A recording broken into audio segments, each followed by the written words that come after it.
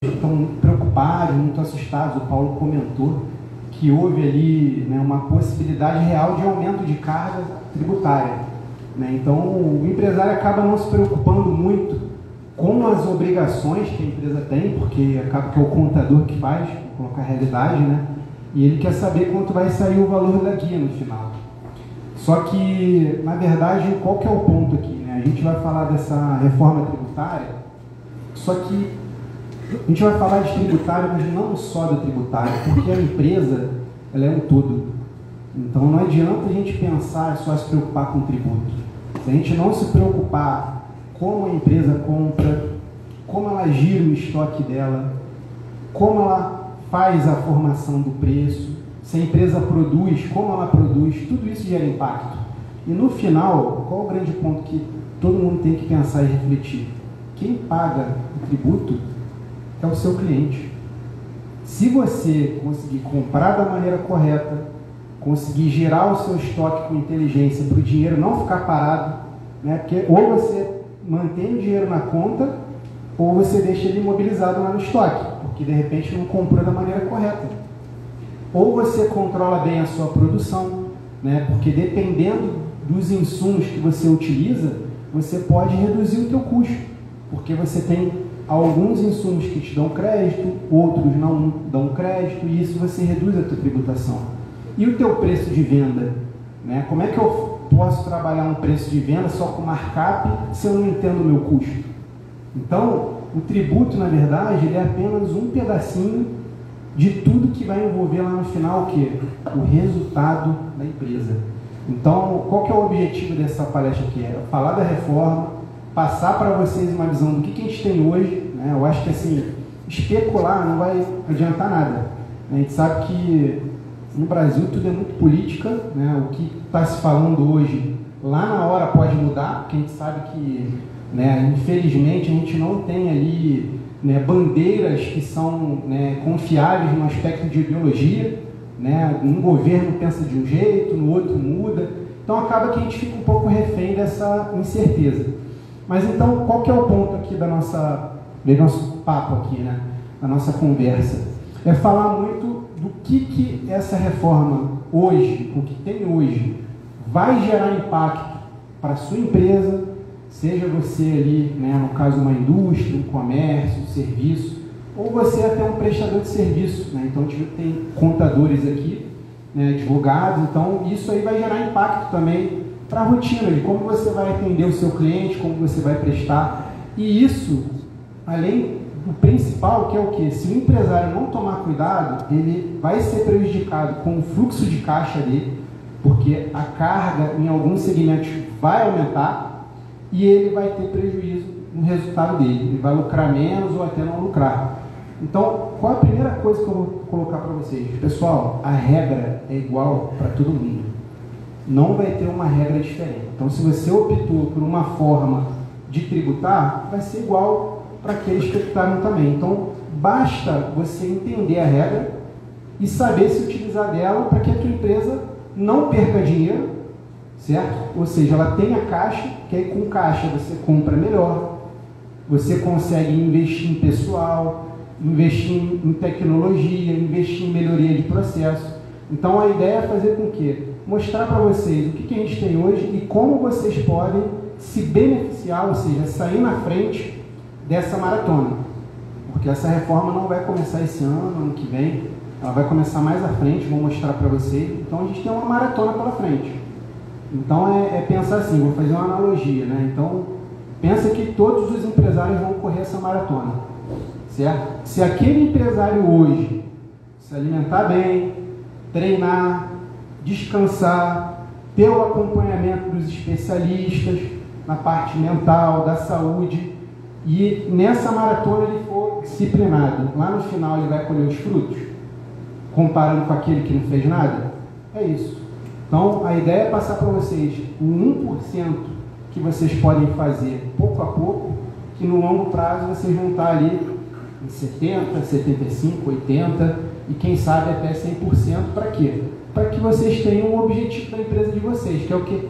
Caixa, né? Caixa é bom na empresa. Se olhar a sua conta lá, ver que tem dinheiro para você pagar todo mundo, distribuir lucro para os seus colaboradores, distribuir lucro para você como sócio, e você, né, ter a sua empresa saudável. É isso que o empresário quer. Então a ideia é passar essa visão para vocês. Antes da gente começar, vou fazer uma breve apresentação minha. Então, eu sou o Marcos, sou diretor jurídico da CIGEI desde 2014, certo? Eu sou advogado e consultor tributário desde 2006. Ficou melhor para vocês assim? Sim. Beleza. Eu sou sócio também da FCX, que é uma empresa de consultoria tributária e financeira, desde 2008. Né? Eu tenho especialização lá na UF, na Universidade Federal Fluminense, em gestão tributária para a empresa, né? Extensão em direito de trabalho pela FGV, e também eu sou coach empresarial pela Febracis. Então, breve currículo meu. Vou passar aqui para vocês também por uma questão de ética, né? E o conteúdo que eu estou trazendo aqui é o conteúdo que eu me baseei no meu entendimento, na minha experiência, mas também trouxe alguns outros conteúdos que eu vi que são bem interessantes, né? Então, me baseei ali, primeiramente no parecer do plenário da Câmara. Então, quem tiver interesse, você pode acessar lá, são 94 folhas, se não me engano, que explica todo o trâmite, o que vai mudar. Aí é mais para o pessoal da área acadêmica aí, né? Mas eu vou resumir tudo isso para vocês aqui hoje. Também usei, né, um material bacana que foi veiculado pela Deloitte, né, que é uma das 4 principais empresas de consultoria na área contábil, financeira, tributária, e também um e-book lançado pela IOB, que é uma empresa de educação nessa área tributária. Então, vou trazer um pouquinho disso tudo, da minha visão, da minha experiência, para poder passar esse conteúdo para vocês.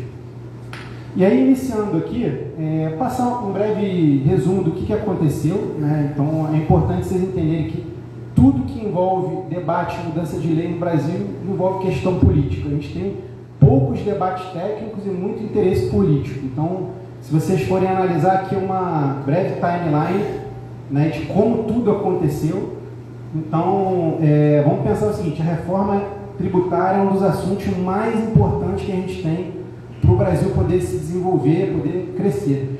Só que vocês acham que de 7 de julho a 15 de dezembro, conhecendo o nosso Congresso, houve um debate real, técnico, preocupado com os diferentes segmentos de indústria, de comércio? Vocês acreditam que aconteceu realmente um debate? O que eu consigo? Né? Então, a gente não nem técnico no meio. Exatamente. Então a gente sabe que na maioria, né, o nosso corpo legislativo ele não é técnico, ele acaba, né, se utilizando de especialistas, mas a pessoa que está votando, ela acaba se utilizando do interesse, né? Então realmente é um ponto que preocupa, com certeza, né? Não vai se resolver um problema do Brasil, um país, né, com dimensões continentais. Então se tem uma situação no norte, outra no sul, não dá para fazer dessa forma. Ainda mais quando a gente fala do ICMS, que é um tributo, né, muito complexo, tem as regionalidades, mas é o que a gente tem aí, e é o que eu falei para vocês. A regra vai ser igual para todo mundo. Quem sair na frente vai se beneficiar. Então, esse que é o grande ponto que eu acho que tem que deixar muito bem na memória de vocês. É sair na frente para organizar o seu negócio, organizar a sua empresa, para que você possa se beneficiar. Você possa ter caixa e lucro. E isso vai fazer a tua empresa, né, ser mais solicitada em relação aos teus clientes, ok?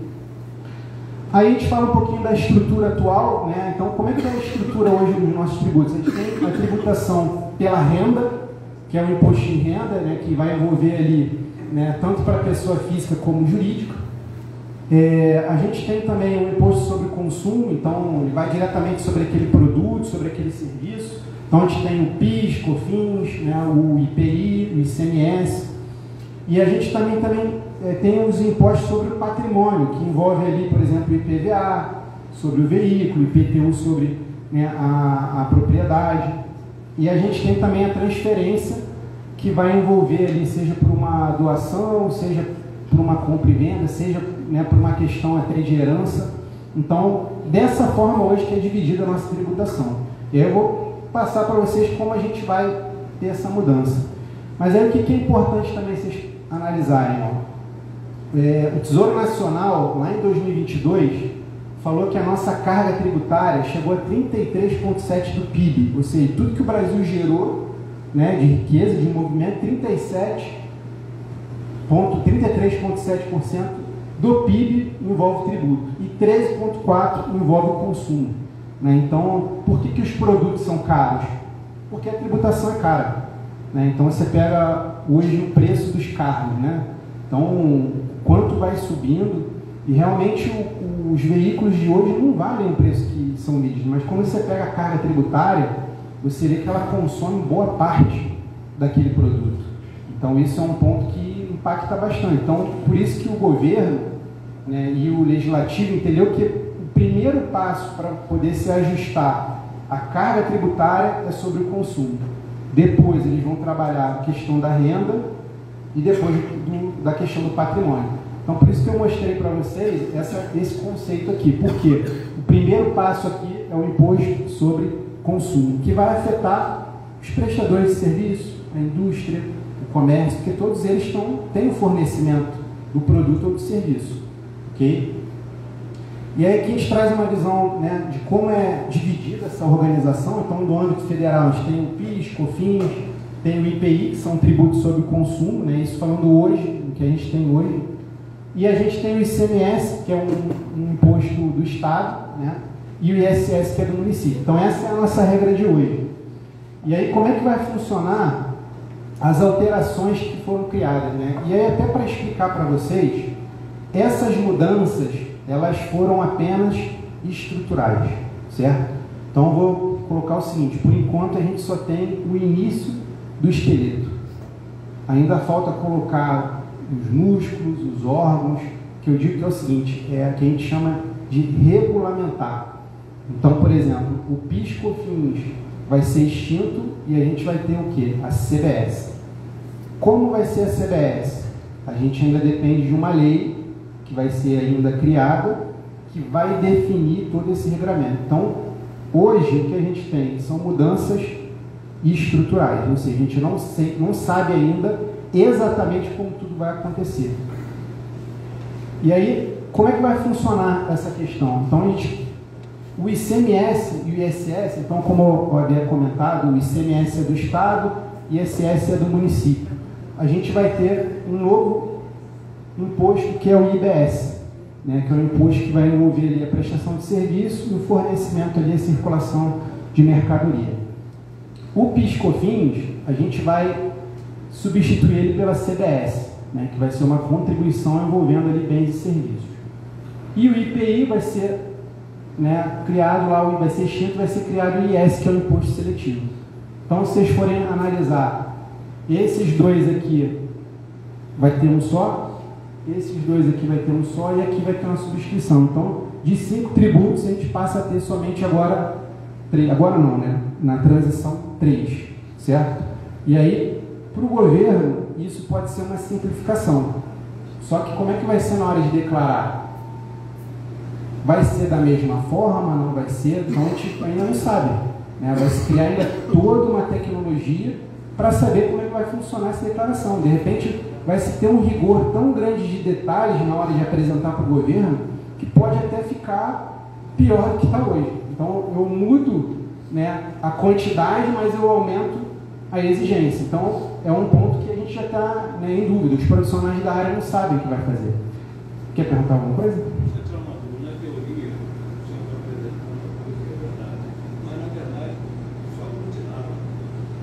Esse é um ponto. E o ponto de preocupação é que nessa aglutinação, que é uma coisa que a gente vai falar aqui, houve aumento de alíquota. Né? Então, esses são pontos que causam preocupação. Eu até vou dar alguns exemplos aqui. Por exemplo, quando a gente fala de PIS/COFINS, né, a empresa ela pode recolher no Simples Nacional, no lucro presumido e no lucro real. Quando ela recolhe pelo lucro real, né, na maioria dos segmentos, ela pode utilizar o custo operacional dela para reduzir o PIS e COFINS a pagar. Então, por exemplo, eu tenho uma indústria em que ela utiliza a energia elétrica para ela poder operar. Esse custo de energia pode ser deduzido do PIS e COFINS a pagar. E aí, qual é a primeira dúvida? Como é que vai ser o CBS? Vai manter? Não vai manter? Então, são esses os pontos que, assim, são as dúvidas que causam hoje. Só que é aquilo que eu falei, vai ser igual para todo mundo. Quem se antecipar vai conseguir ter mais resultado. Eu vou mostrar como isso tudo é possível, tá? E aí, o que é importante vocês entenderem? Que essa união, né, entre a CBS e o IBS vai criar um conceito que a gente chama de IVA, né, que é aquele tributo que eu consigo transformar ele fora do conceito cumulativo. Né, porque qual que era o grande problema? No tributo, você, por exemplo, pega a indústria, vendeu lá para o distribuidor, você tem um PIS/COFINS integral, por exemplo, no lucro presumido. Aí aquele distribuidor vendeu para o varejo, se também tiver um presumido, vai pagar integral o tributo. E aí aquele varejista que vendeu para o consumidor também paga integral. Então, ou seja, o tributo ele é cumulativo e aí você acaba meio que pagando 3 vezes esse ônus. Aí chega lá para o consumidor, o produto vem caro, porque você não compensa o que você usou antes. Então, esse conceito do IVA dual, ele vai fazer o quê? Unir a CBS com o IVA para que permita que as empresas abatam o que foi pago na cadeia anterior. Então, nesse caso, vai se ter ali um equilíbrio quando a gente fala, por exemplo, de lucro presumido. O lucro real é permitido. Então, vai dar uma melhorada. Mas como a alíquota aumentou, como é que vai funcionar na prática? Aí que é o grande ponto. É a gestão de cada empresa que vai fazer a diferença na hora do preço final. E é isso que eu vou mostrar aqui para vocês. Então, o que vai acontecer? Esse IVA dual, né, que é o CBS com o IBS, ele vai ter uma base ampla, né, ou seja, ele vai abranger um número muito grande de produtos para evitar, por exemplo, o que a gente tem hoje no ICMS. Né? Para quem tem um varejo, cada produto é uma alíquota diferente. Um é 18, outro é 7, outro é 3. Então, assim, é uma loucura. Você pega um supermercado, por exemplo, ele tem lá 20 mil itens. Cada item é uma tributação. Para o cara conseguir manter aquilo ali um dia, e aí muda, às vezes tem a substituição tributária, aí sai a substituição. Então, assim, por isso que hoje no mercado, né, pela experiência que eu tenho, a cada 10 empresas, 8 acabam pagando mais do que deveriam. Por quê? Porque não conseguem acompanhar. E aí acaba que é uma estrutura que, né, que não se suporta, não se sustenta.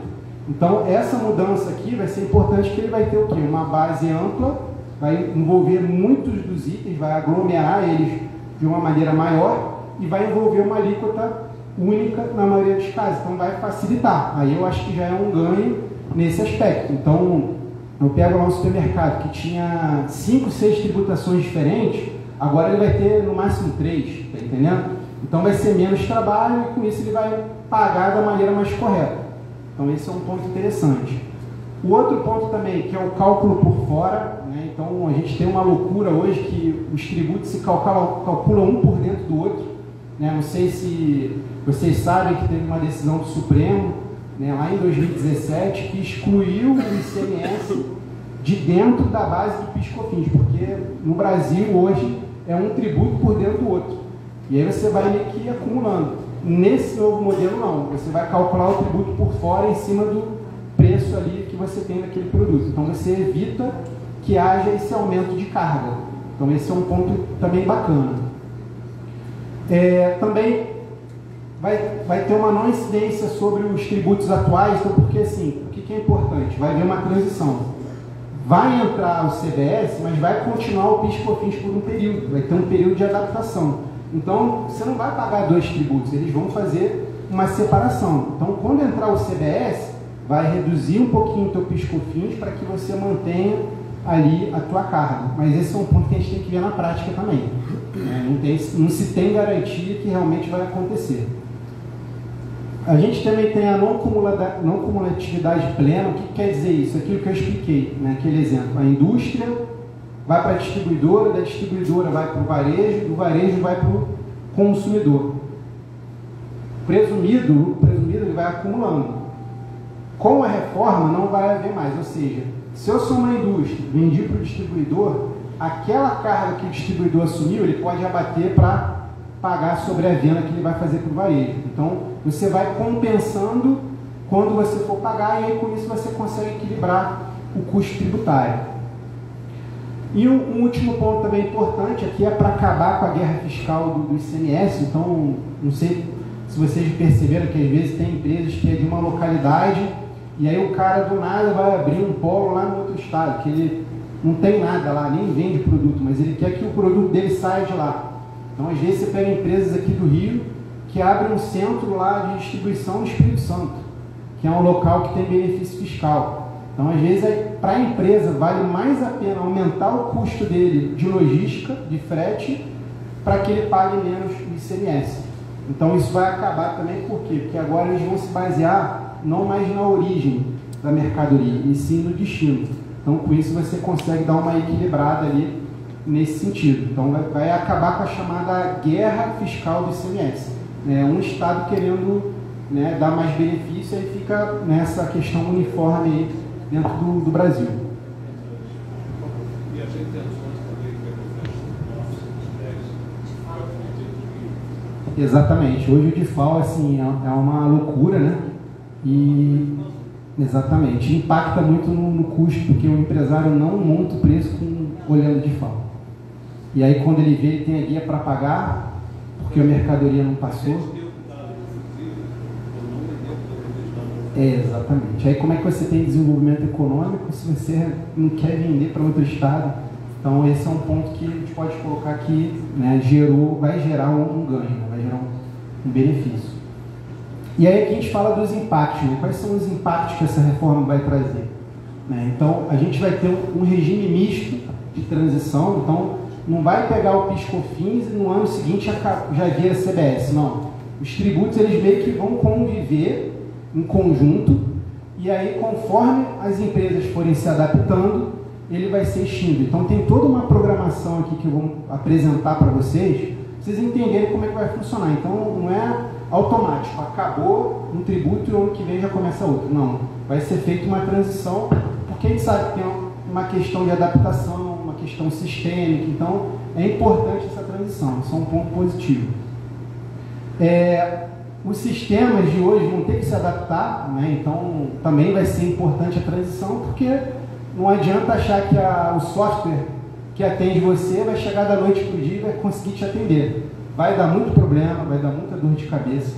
Então, até uma recomendação que eu vou passar nessa transição, se você tiver possibilidade, vale a pena investir, né, e pelo menos ter transitoriamente uma pessoa ali que tenha noção de tecnologia, que conheça da tributação, para você não parar de vender, porque pode ser que tenha um risco por questão sistêmica de não conseguir operacionalizar o negócio. Então é importante ter esse cuidado, principalmente a questão do ICMS aí. Então é importante ter esse cuidado, e se você hoje não tem esse caixa, eu vou mostrar como você pode ter também, para você poder percorrer essa maratona. Vai ter também uma preparação das obrigações acessórias. Então, o que são obrigações acessórias? Quando você paga lá a sua guia do tributo, antes dessa guia acontecer, ou até depois, dependendo do tributo, o seu contador, ele pega a tua massa de dados, ou seja, tudo que você comprou, tudo que você produziu, tudo que você vendeu, e ele vai informar para o governo. Então, o governo, ele sabe lá o que você comprou, quanto você tem no estoque, o que você está vendendo, como você vendeu. O governo sabe de tudo. Por quê? Porque ele tem a tecnologia. Então, por exemplo, hoje a nota é toda eletrônica. Então, todas as compras, todas as vendas, está tudo rastreado. Se é cartão, certo? Hoje tem Pix, então está tudo rastreado. E o contador, ele é o responsável de pegar toda essa massa e resumir para o governo. O que é o quê? Porque pode ser que entre um dinheiro na sua conta, no caso da conta da empresa, que de repente não é uma receita, é um reembolso. E aí você tem que informar, você tem que separar tudo. E é o contador que entrega. E aí, no caso, essas obrigações acessórias são o quê? São declarações que o contador informa ao governo. Ó, esse aqui é o movimento da empresa. Que ela comprou, que ela produziu, que ela vendeu, que ela perdeu, está tudo aqui. E aí isso vai mudar também, porque mudaram, né, vão mudar os tributos. Né? Então é um ponto também que vai ter impacto. E essa nova carga também, ela vai impactar na precificação, certo? Então, o primeiro passo que é importante para você pensar, se você quer ser mais competitivo no teu preço, é abandonar a formação de preço por markup. Porque se o teu concorrente não faz formação de preço por markup, ele vai vender mais que você. E aí ele vai trabalhar com o conceito do quê? De DRE por produto. Ele sabe a margem de lucro de cada produto. E aí ele sabe trabalhar o mercado. Por quê? Dependendo do teu segmento, você vai ter produto que você pode vender com margem pequena, sem margem ou até com prejuízo, para você poder trazer o seu cliente. Para você, por exemplo, acabar com a questão da sua concorrência. Então você pega, por exemplo, dá um exemplo clássico assim, supermercado. No geral, o supermercado dificilmente vai ganhar dinheiro com carne, né, de segunda, porque é o produto que chama arroz, feijão, ele não vai ganhar dinheiro. Por quê? Porque é o produto que chama cerveja, refrigerante. Agora vai fazer um churrasco lá, vai pegar o carvão, vai pegar o tempero,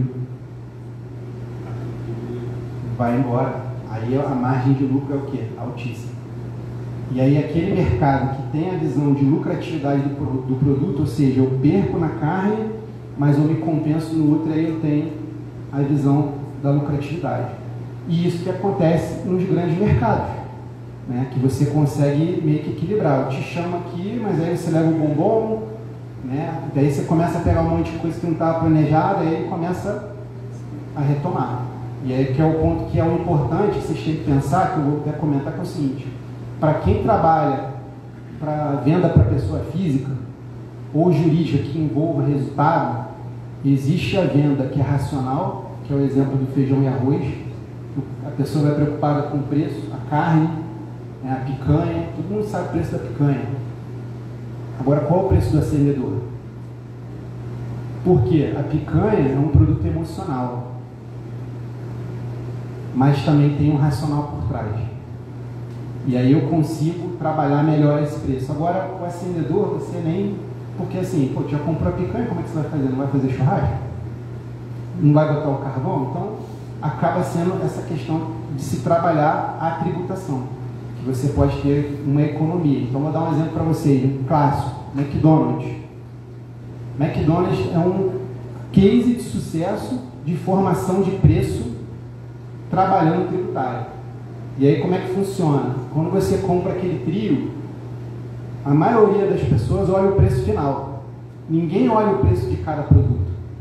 Agora, se você pegar a nota fiscal, você vai ver que o produto mais caro e muito mais caro é o refrigerante. E aí, por que o McDonald's faz o refrigerante ser mais caro, que não tem valor agregado nenhum? Né? Qual o valor agregado do refrigerante no trio? Nenhum. O diferencial dele é o quê? É o sanduíche, é a batata frita, e são os mais baratos. Por que ele faz isso? Por que ele vende mais barato um produto que tem, né, maior valor agregado? Pela questão tributária. Ou seja, ele já estudou o comportamento do cliente dele e viu que o cliente não olha o preço de cada item, ele olha o preço o quê? Final. Mac oferta 30, pô, tá barato, vou comprar. Agora você pega lá o refrigerante, 17, 14, 16. Por que eles fazem isso? Porque no refrigerante, quando ele vende, ele não paga nem PIS/COFINS e não paga o ICMS. Então, se ele vender a 10, 12, 15, 17, não importa, ele não vai pagar tributo. Para ele não vai pesar essa venda sobre esses tributos. Agora, na batata e no sanduíche, vai pesar. Então, quanto mais barato ele vende o sanduíche e a batata, menos tributo ele paga e mais caro o refrigerante, ele não paga nada. Então, aquele produto final, que é 30, um trio, R$30, ele vai pagar menos tributo e você, que é consumidor, está com a sensação de ganho. Então, todo mundo acha que está sendo ganhando e o McDonald's paga menos tributo. Então, no final, o que o McDonald's fez? Transferiu todo o custo do tributo para o cliente dele, mas ele desembolsou menos, ou seja, sobrou. E aí, se o concorrente dele não faz isso, o que vai acontecer? O resultado, e aí tem como investir, tem como melhorar pessoal, tem como você melhorar a tecnologia. Entenderam esse exemplo? E é isso que a gente vai trabalhar com você. Então, isso tudo aqui vai ser igual para todo mundo. Só que vai sair na frente quem tiver o quê? A estratégia, a inteligência. Exatamente. Então, esse que é o grande ponto. Se você comprar separado o sanduíche e a batata, é mais caro que o trio. Olha que loucura, estou levando menos e estou pagando mais. Por que ele faz isso? Porque ele quer te estimular a levar o trio para ele poder ganhar mais. Então, esse que é o grande ponto. Então, é isso que vocês têm que pegar e transformar para o negócio de vocês. Aí é adequar. Qual o produto que eu posso vender junto com o que eu vendo hoje, montar um combo e aí eu trabalho a comunicação. É isso. Então, qual que é o grande ponto aqui, né, que eu estou querendo colocar? A regra, pessoal, vai ser igual para todo mundo. Só que se você conseguir trabalhar com estratégia, você não vai sentir muito esse impacto. Né? E aí uma coisa também que vai acontecer, até para acabar com a guerra fiscal, eles vão querer, aos poucos, acabar com os incentivos fiscais, né, para evitar que ocorra situações de concorrência desleal. Então, quer ver uma coisa bacana? Por exemplo, existe um benefício fiscal lá em Minas, para empresa de varejo, que vende, né, online. Casas Bahia, se você for numa loja aqui do Rio, e aí você for olhar determinados produtos, sabe o que vai acontecer? Você vai olhar que a nota fiscal saiu lá de Minas. Não saiu do Rio. Como é que pode isso? Estou numa loja, no shopping, no Rio de Janeiro, e a nota fiscal do produto saiu para lá de Minas Gerais. Por que eles fizeram isso? Um planejamento tributário em que lá, nessas vendas que ele cria um conceito, como se fosse online, ele tira a nota de Minas e paga menos ICMS. Tem um risco? Tem um risco. Porque é uma interpretação que se tem em cima disso. Mas entenderam qual é o grande ponto? É a forma que a Casa Bahia fez para poder pagar menos ICMS. Então, esse ponto de incentivo fiscal em cada estado, em cada posição geográfica, eles querem acabar com isso.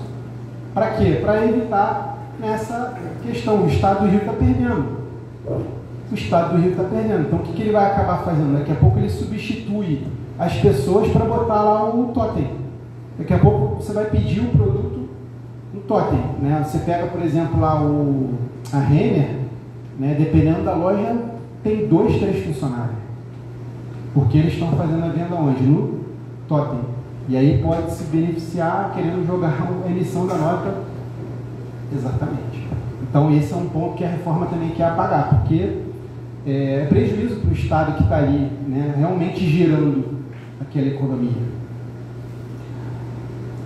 E aí também um outro ponto que eu não comentei, é o impacto concorrencial. A partir do momento que eu consigo igualar a regra do jogo, eu gero o que? Mais concorrência. E aí um outro ponto que é bacana, que é pensar o seguinte: se todo mundo tem as mesmas condições, o produto em si é o mesmo, o serviço em si tem a mesma estrutura, né, o mesmo conceito, quem é que vai vencer? Vai vencer quem se preparar melhor e quem prestar o melhor serviço. E é esse que é o grande ponto que é importante colocar. Então, assim, como consultor, né, eu acho que, por mais que a gente tenha a especialização tributária, é fundamental olhar o negócio como um todo. Meu negócio não é só pagar tributo. Meu negócio é o quê? Comprar bem, gerar bem o meu estoque, produzir bem, formar o preço de maneira inteligente, vender e pós-venda bem. Então, tudo isso é importante vocês terem a visão que, se for bem trabalhado, vai impactar o quê? No caixa e no lucro. E o tributário participa disso. Eu posso contratar colaboradores, por exemplo, em que, em vez de eu colocar um salário muito alto, eu posso colocar um salário um pouco menor e a diferença eu pago em benefícios. Eu posso pagar benefícios e esses benefícios não vão ter todas as incidências. Então, em vez de eu pagar R$10.000, eu posso pagar R$7.500 e a diferença dá em benefício. O que vai acontecer com a empresa? Vai pagar menos previdência. E eu vou até fazer o funcionário mais feliz, porque às vezes o que prende ele é o benefício, não é o salário. Ele prefere ter lá o plano de saúde para a família, aquela cesta básica que ele leva para casa. Então, tem muito mais valor agregado e no final você está pagando, né, no geral, a mesma coisa que o teu concorrente, só que gerando mais valor e pagando menos tributo. Coloca isso em 5 anos. Coloque isso em 5 anos, olha a diferença. E aí, nesses 5 anos, você investiu em melhoria de processo, tecnologia, pessoas, você está colocando pessoas mais qualificadas, ou seja, em 5 anos, será que a empresa vai ser a mesma? Esse é o grande ponto. Então a reforma é uma oportunidade que é o seguinte, vai todo mundo meio que largar na mesma linha, só que a largada não vai ser disparada agora não, é lá na frente. E quem se preparar vai embora, vai mais rápido. Então esse que é o grande ponto que todo mundo tem que refletir sobre essa reforma. É uma oportunidade. Então, daquela situação, a mudança, ou a gente encara como uma ameaça, ou a gente encara ela como uma oportunidade. E o conceito aqui é esse, é passar para vocês essa oportunidade. Tá? E aí, falando de alíquota, né? Então, por exemplo, a gente vai ter uma alíquota padrão de 27%, ou seja, esquece o ICMS, esquece o ISS, esquece o PIS/COFINS, a gente vai juntar aquilo ali tudo, certo? Que é o IVA dual, ou seja, CBS, IBS, e a gente vai ter uma alíquota total de 27%. E aí eu já falo para vocês assim, que para alguns segmentos vai ter um aumento de carga se não tiver uma gestão de custo, tá? Então, aqui vai ser a estrutura. Então, por exemplo, a gente tem aqui o padrão de 27, alguns segmentos vão ser 18,9, outros 10,8 e alguns vão ter alíquota zero. Então, vamos pegar um exemplo assim, uma empresa que presta serviço no lucro presumido. Tá? Aqui não tem imposto de renda, tá? Então, uma empresa do lucro presumido que presta serviço, ela paga lá 3,65 do PIS/COFINS. E aí, como ela é prestadora de serviço, né, em regra ela tem lá o ISS. Né? Então, uma exceção ao serviço que não paga ISS é o transporte intermunicipal e interestadual, que ele paga ICMS. Mas vamos voltar lá. ISS. Então, ISS em regra é o quê? 5%. Então, 5 mais 3,65, 8,65. Aí você pega aqui, o cara está pagando quanto? 18,9. Muito mais caro? Em regra, sim. Só que qual que vai ser a diferença? Todo custo operacional que o negócio ali tem, hoje, no presumido, ele não pode abater nada. Ele não pode abater nada. Não pode abater pessoal, não pode abater energia, ele não pode deduzir nada do custo operacional dele. Agora, nessa visão da reforma, ele vai poder abater. E aí, qual é a pergunta? De todo esse custo, será que no final das contas, o 18,9 vai ficar menor do que a gente tem hoje? Não sei. Por quê? Vai ser criada uma lei que vai definir, aí que vai ser guerra de foice, né? Vai ter o lado dos empresários lá na Câmara, vai ter o lado, né, das pessoas que apoiam ali, né, a população em geral, e aí que vai ser o grande problema. Vai ser um debate bem longo, mas em regra a gente vai ter um aumento de carga. Só que assim, vai ser para todo mundo. E aí aquele que conseguir gerir melhor o seu negócio vai conseguir ter um preço e um lucro melhor. Ok? E aí essa questão das alíquotas foi, né, trabalhada no Senado referente à prestação de serviço, que é o 18,9. E aí, passar para vocês aqui, posso até disponibilizar depois esse material lá no Instagram da CIJA, né? Então aqui a gente tem, né, quais são os segmentos aqui que a gente vai ter uma alíquota de 10,8. Né? Então, serviço de saúde, serviço de educação, transporte público coletivo, bens e serviços de segurança nacional, os insumos agropecuários. Então, ou seja, vai ter na legislação ali quais são os segmentos que vão poder pagar sobre 10,8, não vão pagar sobre os 27. Okay? E aí a gente tem o 18,9, então produtos de higiene pessoal, limpeza, produção artística, atividade desportiva, alimentos de consumo humano, produtos agropecuários, dispositivos de acessibilidade, né, para portador de necessidade especial. Então, são alguns segmentos que vão ter alíquotas diferenciadas. O grande ponto é que, assim, como eu comentei, hoje a gente pega lá um estabelecimento de varejo, ele acaba tendo uma mudança muito grande de alíquota. Como eu falei, é 18, é 7, é 12, é 3. Aqui já vai começar a facilitar um pouco mais. Ele vai, né, na maioria esmagadora dos produtos dele, ele vai pagar uma alíquota né, fixa ali determinada. Mas, obviamente, que a reforma deixou claro que, por exemplo, produtos, né, indispensáveis da cesta básica vão ter tratamento especial, que é o exemplo aqui que a gente vai comentar. Então, tem alguns produtos que vão ser o quê? Alíquota zero, né, alguns serviços também, que são essenciais. Ó, aqui entra a questão de alguns produtos da cesta básica. Oi? Então, a legislação vai estabelecer um parâmetro. Então, tudo isso que eu coloquei aqui são parâmetros que a reforma estabeleceu. Agora, qual que é o próximo passo? Vai ter uma lei que vai ser lá pelo Congresso Nacional, né, debatida, votada, para colocar isso de um regramento mais detalhado. Então, ou seja, qual que é o ponto importante? Pensa assim, por enquanto a gente tem um esqueleto. Agora, como vai se desenvolver tudo isso? Aí vai ter uma lei específica que vai regrar tudo isso, que vai ser o grande ponto aí de definição.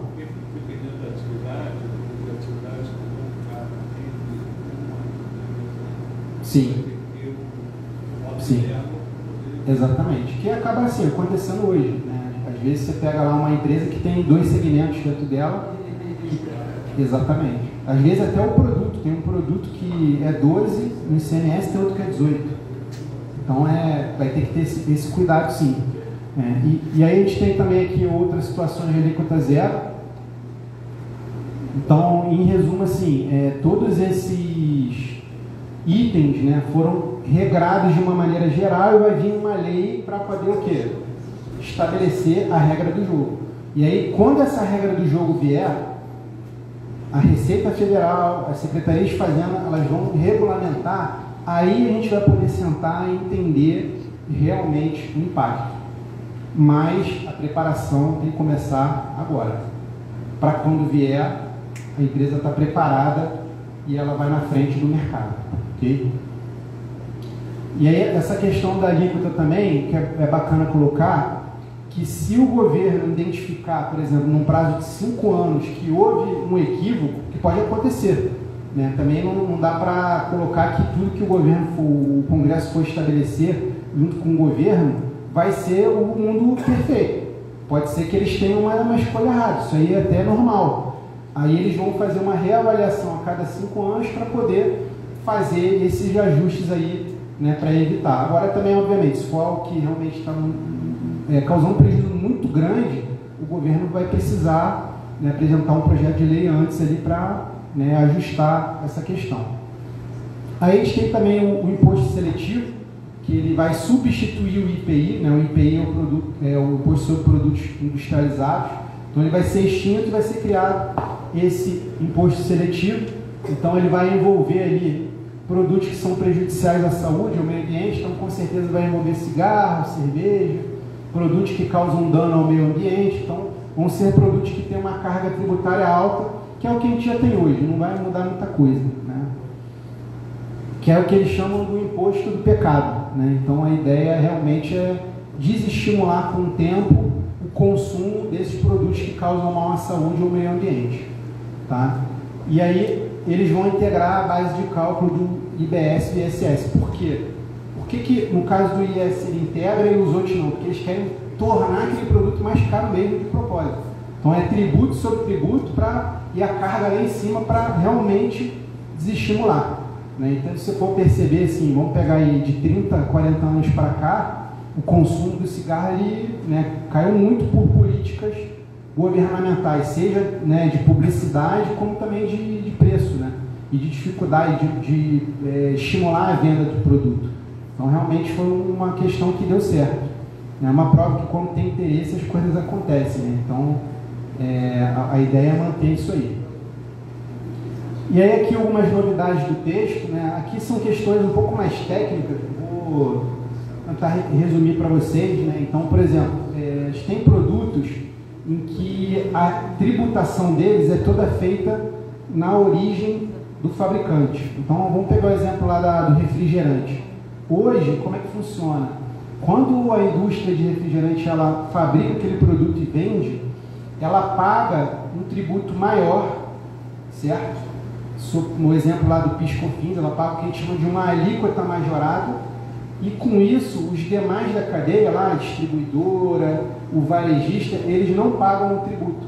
Então, meio que se antecipa essa tributação. E aí, por que o governo faz isso? É para evitar, né, a questão de sonegação, uma antecipação de caixa. Imagina só, o governo tendo que fiscalizar cada ponto de venda de Coca-Cola.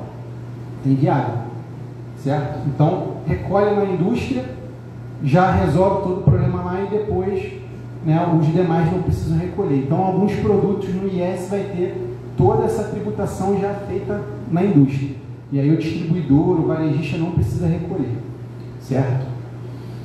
E aí, avançando aqui, eu vou comentar de alguns regimes específicos, né? Se alguém, de repente, tiver dentro disso, quiser fazer uma pergunta, ok, tá? A gente está aqui para, né, poder contribuir. Se não tiver, eu vou passar até para, de repente, a gente não tomar, né, muito tempo sobre algo que não vai gerar impacto, né, para vocês. Então, a gente tem aqui a situação de serviços financeiros, né, operações de bens imóveis, planos de assistência. Então, uma mudança assim, bem substancial é o seguinte: nenhuma delas pode tomar crédito, ou seja, aproveitar o custo operacional na hora de pagar o tributo. Com a reforma já vai começar a se ter essa possibilidade. Então, ó, os bancos, né, as financeiras, vão ter um refresco ali para poder pagar menos tributo. E aí isso aqui, né, é até esquisito, porque as que têm maior lucratividade vão ter um... Por que será, né? Enfim. Os combustíveis e lubrificantes, né, não vão ter mudanças muito substanciais, mas como vai unificar tudo, né, ou seja, a maioria dos produtos vão ter a mesma alíquota, eles vão ter uma situação diferenciada e o recolhimento vai ser todo na refinaria. Então vai ter toda uma situação ali também de antecipação. Aqui eu acho que é um ponto que pode ser interessante para alguns, é o Simples Nacional. Então a ideia do governo é manter o Simples, né, que realmente é necessário para aquela empresa que está naquele momento ali de reestruturação, de crescimento. E o ponto que vai mudar é o seguinte: o CBS, ou você recolhe dentro do Simples Nacional, ou você recolhe ele por fora. E aí qual que é a diferença? Quando você recolhe por dentro do Simples Nacional, você vai pagar uma alíquota lá de 1,5% sobre o que você vendeu, sobre o que você teve de receita. Quando você paga por fora, você vai poder aproveitar todo o teu custo operacional. Então pega o exemplo de uma indústria do Simples. Tem custo alto em regra de energia, de manutenção de equipamento, de insumo, ou seja, tudo que a indústria gasta, o aluguel, tudo que ela gasta para produzir, ela vai poder, dentro do Simples, abater no tributo a pagar. Aí, como é que eu vou saber se para mim é melhor pagar por dentro ou por fora? É esperar a lei, fazer a conta e ver o que... Agora, por que é importante comentar o que eu falei, de se preparar nesse caso? A empresa que não conhece o seu custo, ela não vai saber qual é o melhor. E aí eu vou dar um exemplo para vocês. Vamos pegar dois exemplos. Um é uma indústria e o outro é um comércio. Vamos para a indústria. Pega uma indústria de gesso. A indústria de gesso, para ela poder fabricar aquele produto, ele utiliza água. A conta de água, no geral, ela chega única para aquela indústria. Então, pega a água da produção, a água do banheiro, a água da área externa, da cozinha. Então, todo aquele consumo vem numa conta só. E o único custo de água que ele pode abater na futura, né, CBS, se for mantida, é a água consumida na produção. Então, se a empresa, por exemplo, tem R$100 mil de conta de água e ela não estruturou o centro de custo para saber quanto gasta de água na área administrativa, quanto gasta na produção, e aí digamos que ela gasta 40 mil. Então, se ela não tiver um centro de custo estruturado, o que vai acontecer? Ela não vai saber utilizar o quê? Esse crédito. Então, e é isso que acontece na prática. Às vezes a empresa ela não pega aquele custo e ela desmembra entre as áreas para ela saber o que ela pode tomar crédito e o que ela não pode tomar crédito. E aí como é que ela vai escolher se ela não conhece o custo dela? Como é que ela forma preço se ela não conhece o custo dela? Como é que ela vai comprar se ela não conhece o custo dela? Como é que ela forma preço se ela não conhece o custo dela? E aí, entenderam? Estruturou o centro de custo, resolveu tudo. Então, esse que é o grande ponto. A empresa que estiver preparada vai nadar de braçada. Esse que é o grande ponto que é importante vocês entenderem. Então, falando aqui do Simples Nacional, já é um ponto que você, como comércio ou indústria do Simples, se você já começar a organizar agora, lá na frente o teu preço vai ser melhor, só que com um lucro maior. Olha a situação, você consegue ter um preço melhor com um lucro maior. É possível? É possível. Só que você precisa ter o teu centro de custo muito bem estruturado. Esse que é o grande diferencial. E aí a gente tem aqui também o serviço de hotelaria, parque de diversões. Então são segmentos que envolvem o turismo. Então é interessante para o governo ter ali os incentivos relacionados. A gente também vai ter as compras governamentais. Então tudo que o governo compra sempre tem incentivo, armamento, alimento, tudo tem incentivo, para ter um custo menor. E também as cooperativas, que também têm incentivo, então vai ser mantido, então vai fugir da regra geral. E por último, as missões diplomáticas também, ou seja, tudo que o governo tem de despesa, ele quer pagar o mínimo possível. Então, são esses aí os regimes específicos. Tá? A gente tem também a indústria automobilística, então aquela indústria automobilística que se sediar no Centro-Oeste, no Norte, no Nordeste, ela vai ter incentivo, porque é uma forma do governo criar desenvolvimento local. Então também, com certeza, foi um óleo político ali. Por que só a indústria automobilística? Por que não pode colocar outra indústria? Então são situações também que às vezes a gente não consegue entender. E aí, o outro ponto importante também é o saldo credor. O que é saldo credor?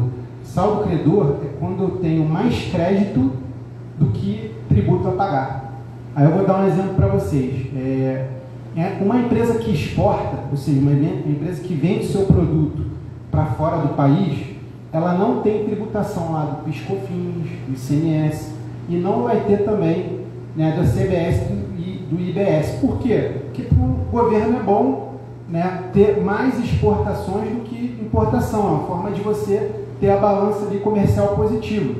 E aí o que vai acontecer? O saldo credor acontece isso. Pensa só, uma empresa ela fabricou ou ela comprou um determinado produto, e ela vende para fora do Brasil. Quando ela compra, ela pode se creditar de todo o custo que ela tem, operacional ali, e quando ela vende, ela pode abater quando ela tem tributo a pagar. Mas quando ela exporta, ela não paga.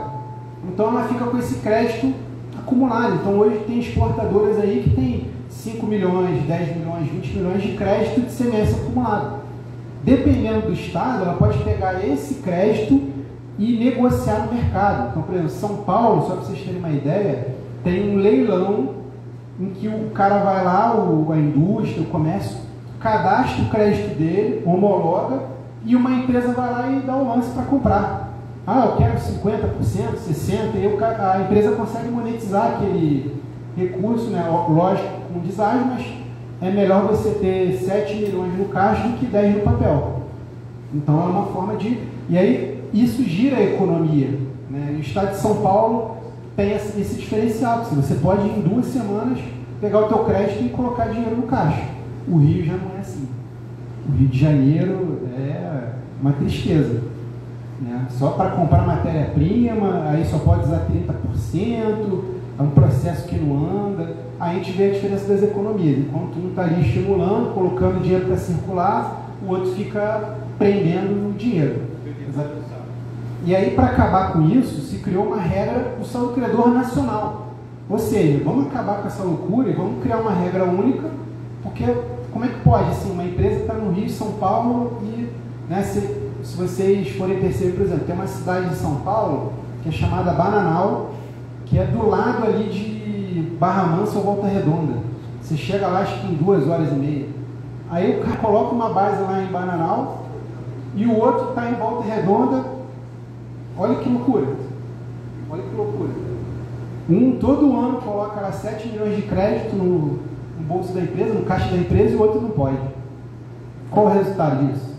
Então, para acabar com essa disparidade, se criou ali um conceito. Então, até dezembro de 2032, quem tiver crédito acumulado, se criou uma regra única para beneficiar todo mundo.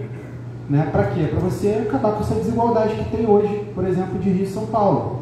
Então, você pode pegar esse crédito acumulado, só não pode pegar o ativo imobilizado. Você homologa isso, né, na Secretaria de Fazenda. Homologar é o quê? Ele dá o ok lá que, né, esse crédito vale. E aí, ou ele vai, né, homologar de maneira expressa lá, homologo, né, vai ter uma decisão, ou vai ser de maneira tácita. Ou seja, o que é o tácito? É quando ele não cumpre o prazo e aí você pode utilizar. E aí cada estado vai ter o seu prazo. Em regra, 180 dias. Se ele não falar nada, você pode usar, porque ele homologou tacitamente.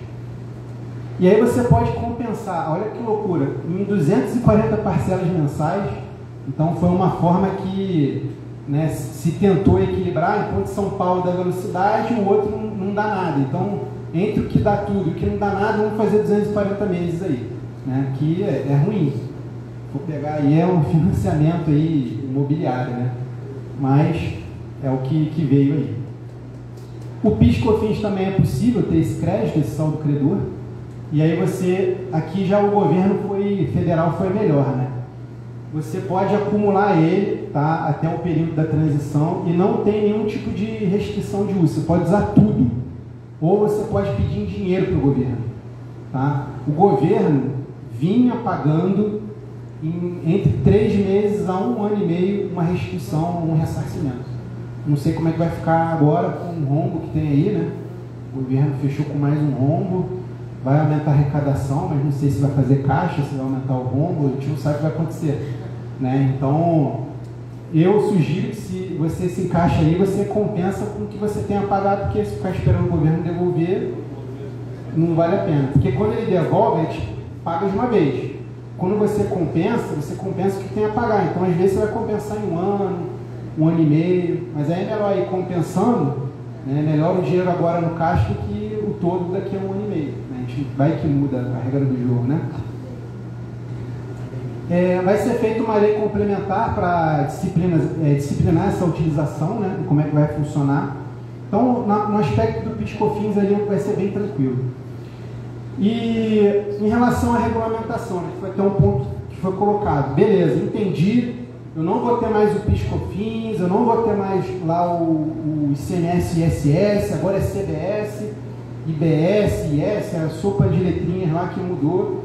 Só que eu quero entender o seguinte, o que vai acontecer? A gente vai ter que aguardar vir uma lei e depois uma regulamentação da Receita Federal e da Secretaria. Então hoje o que a gente tem, pessoal, é isso que eu acabei de passar para vocês, é só o esqueleto. Aí eles vão começar com a regulamentação, estabelecer a regra do jogo. Então, todos os créditos que eu posso usar hoje de PIS/COFINS vão ser os mesmos da CBS? Não sei. Aí vai depender do legislativo. Entenderam? Então, a gente tem aqui uma regulamentação. Então, por exemplo, o IBS e CBS tem que ser regulamentado em até 240 dias numa legislação única. Então, tem toda a regra aqui necessária para a gente saber o que vai acontecer. Eles vão criar um conselho da IBS para evitar que haja guerra fiscal. Então, o IBS agora extinguiu o ICMS de cada estado. Então, vai ter um órgão único que vai unificar isso tudo. Vai ter muito problema? Vai ter muito problema, não adianta. Isso aí vai levar 10, 15 anos para um órgão desse realmente conseguir trabalhar as regionalidades. E aí, voltando, por isso que você tem que se preparar agora. Porque vai ter muito problema. A gente sabe que o nosso corpo político não é técnico. E a decisão no Brasil, ela é política, ela não é técnica. E isso que acaba acontecendo os problemas. Ok? Aí tem os prazos aqui, então, por exemplo, até 180 dias para poder ter os projetos de lei dos outros assuntos da emenda constitucional, até 90 dias para falar sobre imposto de renda. Então eles vão fazer alguma alteração também no imposto de renda. Não sei se vai manter o lucro real presumido, vai ser um sistema só, né? Então, e isso é ruim, porque, por exemplo, tem empresas hoje que o lucro presumido é muito bom, né? Às vezes você pega lá um comércio, uma indústria que tem um lucro maior que 8%, e o lucro presumido para elas é bem vantajoso. E aí, se a gente criar um sistema do lucro real para todo mundo, vai aumentar a carga tributária. Então, todo mundo vai querer forçar o prejuízo, e é ruim, né? É ruim você ter uma empresa sem resultado, só a longo prazo é catastrófico para o negócio. Também vai ter uma tributação envolvendo a folha de salários, né? Uma mudança daqui a 90 dias. Então, a mudança não vai ser só o que eu comentei, vai ter imposto de renda, vai ter o INSS, então realmente, né, vai ser uma mudança bem profunda, mas o resultado não é imediato, tá? Eles querem acabar com a guerra fiscal, então aquela situação que eu comentei, né, então não quer ter prorrogação além de dezembro de 32, eles vão criar um fundo para compensar, porque às vezes tem um estado que pode perder muito se acabar, né, com a questão do incentivo. A gente pega lá, por exemplo, Espírito Santo, o que mudou aquela região ali de Vila Velha, de Vitória, tem outro município agora que eu esqueci, assim, o que o incentivo fiscal fez com aquela localidade, Colatina, fez com aquela localidade é algo assim, se você tirar o benefício, você arrebenta, né? A gente até pega o exemplo, né, o que aconteceu, foi, além da questão do benefício, foi econômico, né? Macaé, Rio das Ostras, antes lá do Petrolão, assim, eram cidades que estavam num nível de prosperidade absurdo, né? Itaboraí acabou pagando um preço pesado que não aconteceu, né? Vários empreendimentos imobiliários, um monte de gente comprou, do nada. Maricá está mudando bastante. Então, são pontos em que, assim, se não tiver um subsídio ali governamental para suprir essa perda, vai ser catastrófico. Então, eles criaram esse fundo, vamos ver se vira realidade, né? Mas a retenção dos impostos com a parte do Conselho Federal, ele foi distribuído? A ideia é que ele faça uma distribuição, porque o que vai acontecer? Unificou tudo. Então, eles vão trabalhar meio que a situação do repasse. Então, vou dar um exemplo assim de hoje. Por exemplo, o ICMS que o Estado arrecada, ele é obrigado a passar uma parte para o município, ele não é todo do Estado. Tá? E eles vão criar essa mesma visão, vai vir tudo para um único cofre e vai ter o repasse ali obrigatório, entendeu? Vai estar na lei, é obrigado a passar. Mas a gente sabe que às vezes tem algumas... Também. Aconteceu uma situação assim, muito assim, de desorganização no estado aqui do Rio. O que aconteceu? Foi no governo Cabral. Eles criaram um incentivo de que as empresas com dívida podiam comprar precatórios, né? O que é o precatório? Eu entrei com uma ação contra o Estado, ganhei, o Estado ele não me paga em dinheiro automático não, ele emite um título, que é o precatório, e eu fico numa fila esperando. Né? No Rio, se não me engano, é 15 anos o tempo de espera, 15, 20 anos. Aí o que acontece? O que ele fez? Empresas, vocês que estão devendo para mim, isso faz 2006, você pode comprar o precatório lá do Manuel, e pode pagar o tributo. Aí o que a empresa fez? Espera aí, vamos lá, minha dívida é de 50 milhões. Vou pegar 5, 6 precatórios aqui, referente a 50 milhões, vou pagar 30 milhões, e aí eu tenho um ganho aí de 20 e vou ficar em dia com o Estado, aí tudo bem. Aí na hora que as empresas foram lá finalizar o processo, isso depois de 3, 4, 5 anos, chegaram os municípios, opa, espera aí, essa dívida aí, eu tenho uma parte. Você não pode chegar e abrir mão. Então, eu quero aqui a minha parte. Aí olha o problema. O Estado já abriu mão com o precatório, porque o dinheiro não entrou. Certo? E ainda teve que repassar para os municípios. É a questão do político. Né? Vou ficar bem com o empresariado, não vou estar aqui de repente daqui a 3, 4 anos. Daqui a 5 anos e está tudo certo. Exatamente.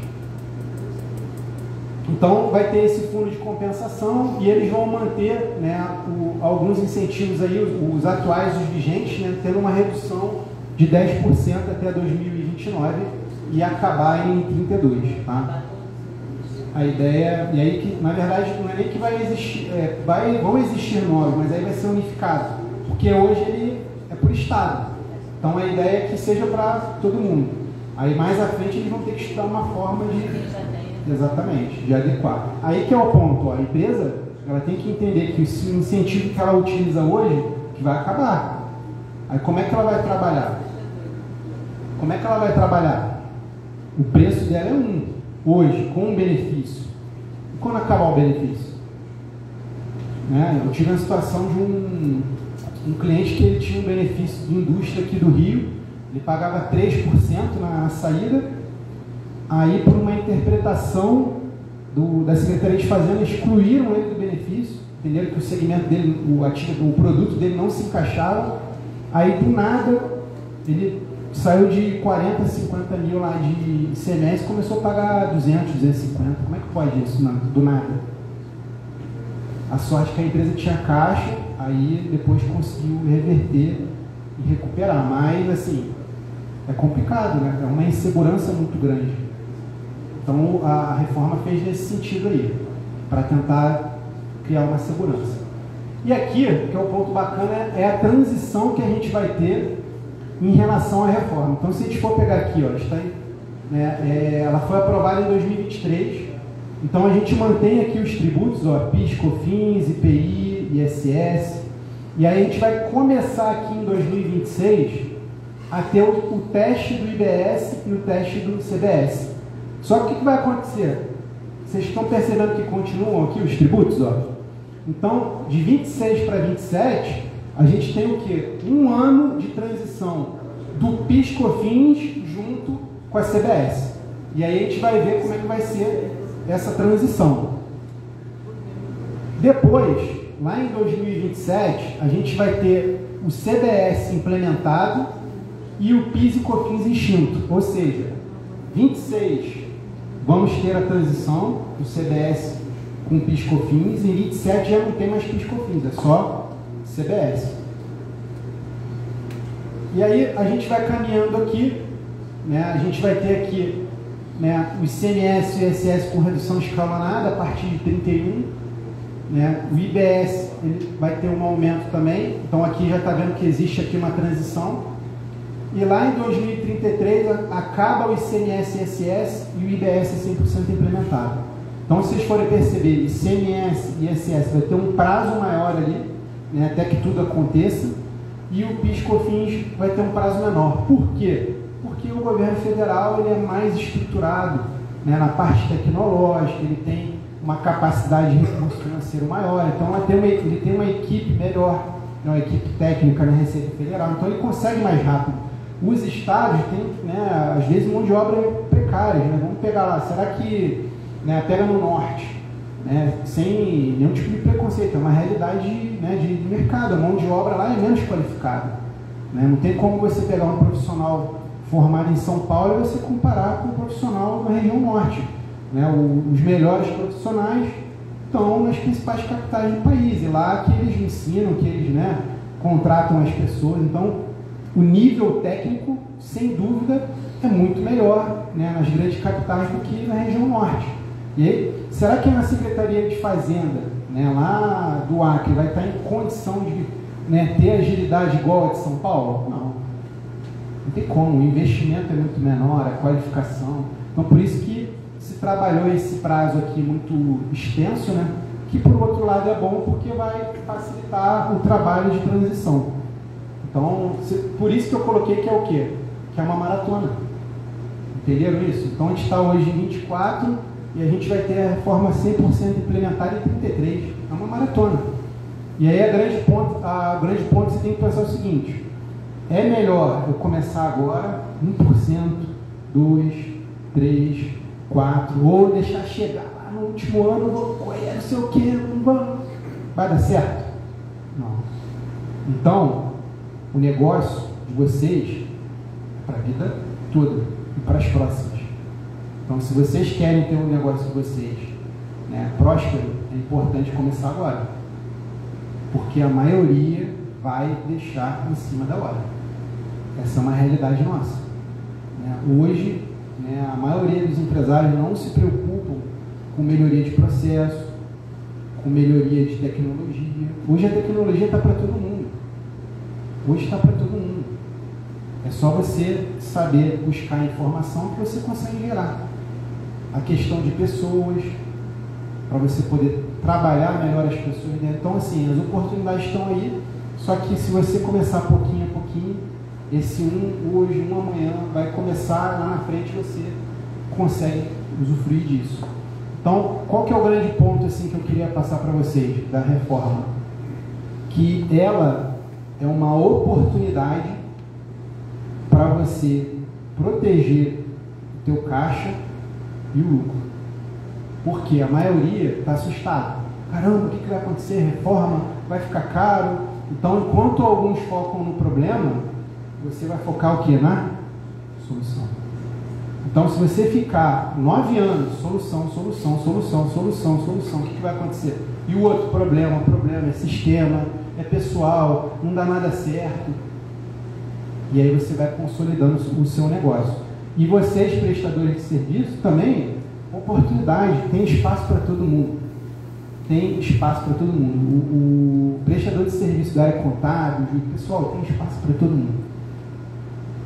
Então, é a grande oportunidade, né, da gente se unir para fazer o melhor, o empresário aproveitar também para fazer o melhor no seu dia a dia, que só o prestador também não vai fazer sozinho, né, mas você como empresário entender qual é o seu papel dentro do negócio, o que você pode contribuir.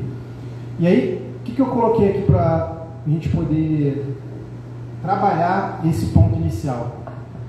Você só vai conseguir se preparar para a reforma se você entender qual é a ineficiência da tua empresa hoje. Ou seja, onde a minha empresa é ineficiente em cada departamento. Ou seja, onde ela não gera o resultado que eu preciso, onde ela não consegue ser eficiente nos prazos, onde ela não entrega com qualidade. Mapeia isso, bota no papel, cada departamento, e coloca ali no papel o que a minha empresa é ineficiente.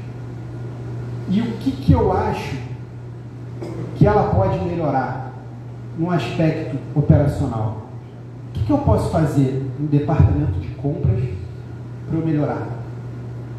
O que eu posso fazer na produção para melhorar? Se você não sabe, procura quem sabe. O que não pode é você não ter a informação. Então, qual é o grande ponto? O que eu não tenho hoje, que eu quero ter, é porque eu não tenho conhecimento para poder ter aquilo ali. Então, se eu não tenho lucro, é porque às vezes eu não tenho o conhecimento necessário para poder o quê? Ter lucro.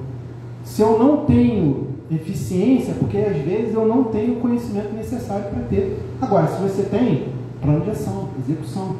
E aí, o que eu posso melhorar no operacional? Meu tributário, eu estou satisfeito com o que eu estou pagando? Está caro, está pesado? Porque é aquilo que eu falei para vocês. O tributo, pessoal, ele é um custo igual a água, igual aluguel. Tudo isso, no final, quem tem que pagar é o teu cliente. Porque se você não pega todo o teu custo e você não transfere para o teu cliente, o teu preço está errado. E aí vai sobrar para quem pagar? Empresa. Então o tributo nunca vai pesar se você o quê? Trabalhar bem a formação de preço. Só que se você não conhece o teu custo, não forma preço. Uma coisa vai puxando a outra. E aí, outra coisa, utilização financeira. A minha empresa gera o resultado que eu quero? Sobra o dinheiro que eu sei que meu concorrente tem? Tenho caixa para pagar toda semana as contas? Ou eu preciso usar o especial? Eu preciso pegar um empréstimo? Preciso tirar dinheiro da minha pessoa física para ficar aportando na empresa? Então, onde eu estou sendo ineficiente? E o que eu acho que pode melhorar? Botar no papel. Porque quando você coloca no papel, você começa a estruturar a mudança para você criar um plano de ação. E aí, depois disso, eu tenho que entender quais são os riscos que eu tenho. Porque eu posso querer melhorar alguma coisa, eu posso, de repente, querer assumir um risco ou não, e eu tenho que entender quais as consequências desse risco e se eu posso o quê? Bancar esse risco. Então, eu vou dar um exemplo para vocês. Tem empresário que faz de tudo. Então, tem empresário, por exemplo, que de repente ele deixa de ter o resultado na pessoa física dele para deixar o dinheiro na empresa. Então ele passa algum tempo ali, né, no caso, tendo uma qualidade de vida menor, porque ele quer fazer um investimento numa máquina, num caminhão, porque ele acredita que esse investimento daqui a 2 anos vai dobrar, vai triplicar. E tem empresário que faz o seguinte, estou precisando aqui abrir uma loja, comprar um caminhão, uma máquina, eu vou ficar 1 ano sem pagar tributo. vou usar o dinheiro do governo porque é mais barato que pegar o do banco. Acontece. Então, tem empresário que, né, é mais arrojado e tem empresário que é o quê?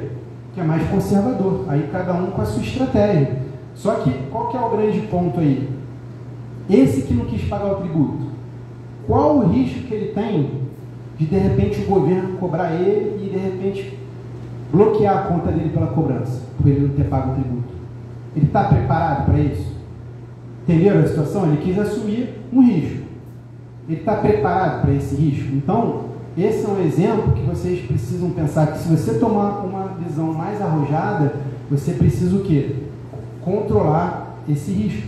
Porque se ele acontecer, eu já estou com a solução na gaveta aqui, ó. Entenderam o grande ponto? Então, essa caminhada aqui que vai fazer vocês conseguirem trabalhar a reforma de uma maneira muito tranquila.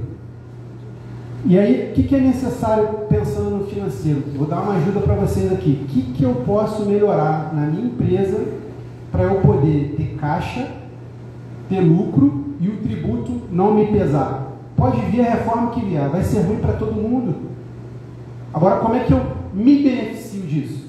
Né? Porque eu posso pegar um fato e ter um problema e resolver, ou ter um problema e me arrebentar. E aí, o que vocês podem fazer? Falando de uma inteligência financeira, o centro de custos que eu comentei. Pega todos os seus custos, senta com o teu financeiro, fala com o seu contador, procura um consultor para falar o seguinte: olha só, eu preciso mapear o custo da minha empresa por departamento. Eu preciso mapear o custo da minha empresa por produto. Eu quero saber qual o produto que dá lucro, qual o produto que não dá lucro. Esse que não dá lucro, eu posso trabalhar no sentido de que ele chama o cliente ou eu tiro ele da prateleira. Porque às vezes você vende um produto que você gosta, que você, né, tem uma afinidade ali, que foi a sua criação, não sei o que, e não dá dinheiro, o que adianta? Então, às vezes o empresário não sabe, e acontece. Ou a margem é muito pequena. Então, centro de custo, primeira coisa. Depois, você tem que trabalhar a gestão da tua compra. Então, eu vou dar um exemplo para vocês, uma situação que acontece muito. A gente pega lá um determinado segmento de comércio que o ideal é que ele compre no máximo 70% da receita dele. Então, se ele tem uma receita lá de 1 milhão por mês, ele não pode comprar mais de 700 mil reais. Porque se ele comprar, o que vai acontecer? Como é que ele paga a folha? Aluguel? Tributo? Entenderam isso? Então, a gente chega às vezes numa empresa, o empresário está comprando de mercadoria 85%. 500 mil reais parado no estoque que não gira no tempo necessário de pagar as contas, porque ele não tem gestão de compra, não tem orçamento. E aí ele fala: não, mas estoque cheio é sinônimo de riqueza para a indústria, não para o seu negócio. Dinheiro tem que estar na conta, não no estoque. E aí a conta vira o mês, já vem a conta de novo. Você vai conseguir pagar o estoque? Com estoque? Você chega lá para o dono do... Entenderam a importância? Então, gestão de compra é dinheiro no caixa. E menos tributo parado também. Porque se você comprou mercadoria, você está com tributo parado lá. E esse é um ponto que, se você fizer bem, tu não vai sentir a reforma. Outro ponto, gestão do giro do estoque. Então, se eu souber gerar bem o meu estoque, ou seja, eu consigo ter um estoque mínimo, eu consigo aproveitar. Então, eu vou dar um exemplo para vocês. Vamos dar um exemplo lá. Hoje é dia 8. Vamos fingir que hoje é dia 22 de fevereiro. Eu vou pegar o movimento meu do dia 1º até o dia 21. Tudo que eu comprei, tudo que eu vendi. Aí, no sistema está dizendo que com a projeção que eu tenho até o final do mês, então, ou seja, eu peguei o movimento que eu já fiz e a projeção. A minha guia de CMS vai ser 150 mil reais. Então, do jeito que está lá no dia 10 do mês seguinte, eu vou pagar 150 mil reais. Só que o que acontece? Eu fui lá no meu sistema e eu vi que tem 2 produtos em que eu tenho uma margem bacana, eles me dão crédito ICMS, e eu consigo pagar o meu fornecedor eu pago o meu fornecedor depois de receber do meu cliente. Então, ou seja, a mercadoria chegou, eu estou com dinheiro suficiente para pagar o meu fornecedor depois. E essa compra, se ela entrar dentro do mês de fevereiro e eu tomo crédito, aquela guia que era de 150 caiu para 100 mil. Ou seja, eu trabalhei com dinheiro de quem? Do fornecedor. Porque recebi a mercadoria, não paguei quando ela entrou, recebi do cliente, que é um produto de giro, estou com o dinheiro antes e paguei ele. Eu precisei circular o dinheiro do meu caixa? Não. E eu reduzi o meu tributo? Sim. Aí eu estou com 50 mil a mais. Com esses 50 mil, eu posso fazer uma nova operação de compra? Posso. Só que aí, de repente, eu vou comprar um produto que não tem tributação. Eu pago à vista para o meu fornecedor. Independente do preço que eu vou fazer no produto, a minha tributação não vai existir. E aí, eu, daqueles 50, transformei em 100. E sem mexer nada do caixa. Entenderam como a reforma não vai atrapalhar? Se souber girar, entender. Só que se você não tiver o quê? Centro de custos, gestão de compra, você nunca vai conseguir girar o teu estoque. Outro ponto, produção. Eu conheço tudo que eu gasto na minha produção para poder montar o meu preço. Eu sei tudo que eu gasto, está tudo no sistema, está tudo lançado. Aquele exemplo da água que eu coloquei. Um exemplo, a questão da indústria que eu falei, do varejo, a água também, você pega um supermercado. Ele não usa como insumo a água que ele tem na padaria, por exemplo. Não separa o consumo. Então, tem que ter uma gestão da produção, separar tudo que gasta. Formação de preço. Como é que eu formo o meu preço? Aí uma coisa que a gente pega assim, que é essa dica para quem é do comércio, assim, vai gerar resultado rápido para vocês, rápido. Que é o seguinte, a gente pega um produto de um cliente nosso, quando pega lá um Band-Aid, aí vê que está com preço competitivo, só que o concorrente dele está com um produto 50 centavos mais caro. Então, para que eu vou ter lá um Band-Aid de 6,50 se o meu concorrente está fazendo a 6,99? Eu não posso fazer a 6,80? Eu vou continuar sendo mais barato, só que eu vou aumentar o quê? A margem. É só fazer uma pesquisa. Quais são os produtos em que eu consigo ter um preço melhor que o meu concorrente, só que sem o quê? Discrepância. Isso é simples. Trabalho de campo. Um mês já aumentou o lucro. Então, formação de preço também é importante. O exemplo do McDonald's, que eu falei com vocês, do combo, né? E a gente também tem a gestão financeira, que, ou seja, tudo isso aqui vai gerar o quê? Caixa e lucro. Tudo isso vai gerar caixa e lucro. E o último ponto, pessoal, é a inteligência tributária, em que você pode aqui transformar tudo isso em caixa. Então, tudo isso que eu falei vai impactar. Você pagar menos tributo, você pode, inclusive, recuperar o que você pagou a mais. Então, você pode fazer o caixa necessário para a sua empresa poder girar. E aí, quais são as recomendações finais aqui? Né? Então, a primeira coisa que eu coloco para vocês em resumo é estruturar os dados da empresa, certo? Separar em compras, giro do estoque, produção, formação de preço, venda, financeiro e RH. O que eu posso melhorar em cada um? O que eu posso ser mais eficiente? O que eu posso gerar mais resultado? Vou colocar no papel e organizar um plano de ação e começar a maratona. Quais os indicadores que eu vou gerenciar? Qual o resultado que eu tenho que ter em cada departamento para saber o que está bom, o que não está bom, o que eu preciso melhorar? Qual a tecnologia que eu vou usar? Porque se eu não tenho um sistema que me entrega, o que adianta? Preciso mudar. Preciso ter um outro sistema que me entregue o que eu preciso. Porque se eu não tenho um número, como é que eu decido? Eu preciso fazer um investimento financeiro, preciso ir num banco. Quanto realmente a empresa precisa? Se você não tem um sistema para te dar uma visão de fluxo de caixa, vai acabar contratando demais e perdendo dinheiro. E aí você precisa acompanhar periodicamente o resultado, né? Igual aquela pessoa que quer correr uma maratona. Se ele não monitorar o quanto ele está evoluindo mês a mês, como é que ele vai atingir lá o objetivo? Então você tem que acompanhar, você tem que monitorar. E aí você tem que definir uma meta, ter uma estratégia. Então, isso tudo eu vou disponibilizar depois o material para que vocês possam consultar, né? Então, a meta ela tem que ser financeira e tem que ser gerencial, né? Então, às vezes eu posso trabalhar uma meta para melhorar um atendimento que às vezes não vai gerar um resultado financeiro imediato. Então, eu posso ter uma meta gerencial ou eu posso ter uma meta depois financeira.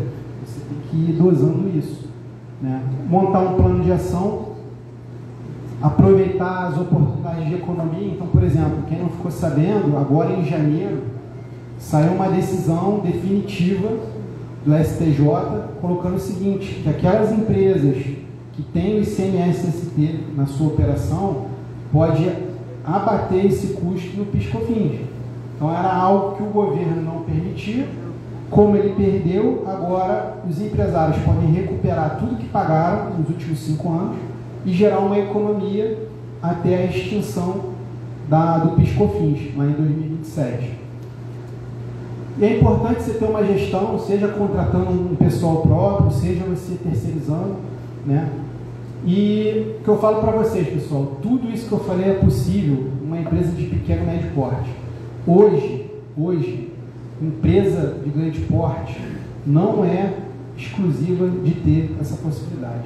A pequena e a média tem condição porque a tecnologia está aí, né? Existem hoje muito mais empresas para atender nesse serviço e você hoje pode, no caso, trabalhar um aperfeiçoamento que não tinha antigamente. Hoje você tem vários cursos, vários treinamentos que o empresário ele consegue ter o conhecimento e isso faz o diferencial. Aquela situação, uma mudança, ela gera um impacto absurdo no negócio. E aí eu vou trazer um exemplo para vocês para encerrar, que é o seguinte: a gente tinha uma empresa que era uma indústria em que ele fornecia um produto customizado, em que esse produto customizado envolvia o quê? Ir no local do cliente, tirar a medida e entregar um produto customizado. Isso envolvia o quê?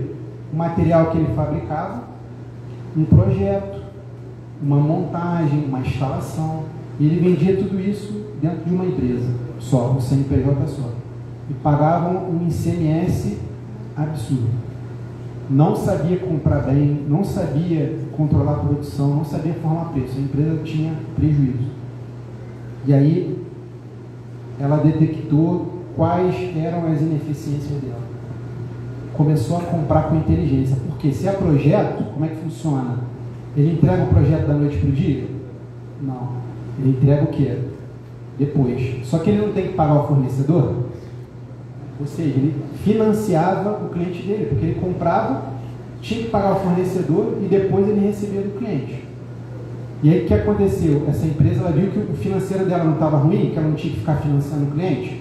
Ou seja, eu pago o fornecedor e recebo depois. E quando eu não recebo? Quando eu tenho inadimplência. Aí o que aconteceu? Peraí, eu preciso melhorar o meu trabalho financeiro. O que ele fez? Conseguiu um crediário. Como é que funciona o crediário? A empresa vai lá, contratou o projeto, ele recebe o valor à vista e o cliente paga lá em 24, 36 meses, que às vezes é bom porque a empresa quer ter caixa, está abrindo um negócio novo, e aí ele recebe à vista todo o projeto. E ele vendia antigamente como ICMS, 20% todo mês. O que foi feito? Separou, meu amigo. Você vai ter uma empresa de projeto e uma empresa industrial. E essa indústria pode fazer projeto? Pode, mas essa aqui, ela vai recomendar, ela não vai obrigar, recomendar esse produto aqui. Emite 2 notas fiscais, uma de serviço, que é o projeto, instalação, e a outra que é o produto, cada um emite a sua nota. Então, ele pegou 40% da receita dele, que era ICMS, virou o quê? ISS. E a empresa que era lucro real, que não dava resultado, passou a ser o quê? Lucro presumido. Lucratividade de 50% no serviço, pagando sobre 32%. E aí o que ele fez? Melhorou o sistema, contratou pessoas-chave. Então, é a questão da liderança. Se você tem um bom líder no departamento, ele conduz o time. Agora tira esse cara, virou bando. Então, esse é o ponto de reflexão. Tudo isso que eu comentei aqui é uma realidade, acredite nisso, e a reforma não vai atrapalhar o negócio de vocês, se vocês quiserem. E aí, por que eu trouxe isso tudo aqui hoje? Porque assim, eu podia muito bem chegar e falar da reforma e ir embora, mas ia mudar alguma coisa para vocês? Não. E aí, esse que é o grande ponto. Não adianta a gente ficar só no mundo irreal. Falar da lei, falar da mudança, não, a gente tem que colocar a realidade. É isso que vai mudar o negócio de vocês. Então, espero que tenha sido, né, bem vantajoso para vocês esse nosso papo. Se alguém tiver alguma dúvida, estou à disposição, tá bom? E com certeza a gente vai ter outros papos aí, porque a reforma não acabou. Então, assim que sair alguma coisa nova, a gente vai marcar, tá? E muito obrigado aí pela presença de vocês, tá bom?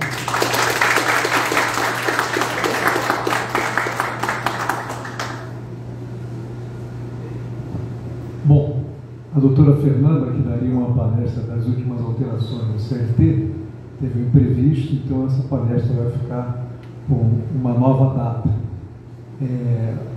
Antes de terminar, agradecer a família Assis aqui presente, né? Quando a gente fala em Assis, a gente fala família, amigos.